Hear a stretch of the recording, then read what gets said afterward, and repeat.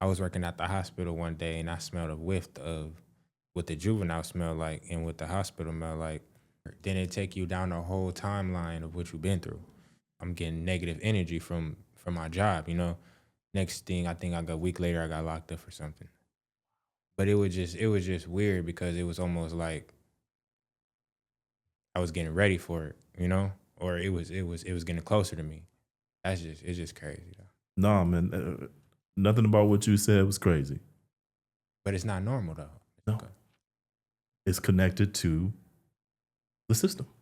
Hmm. Is the system normal? You tell me. I would say no. It ain't nothing about it. Ain't Nothing about that it. normal. Nothing.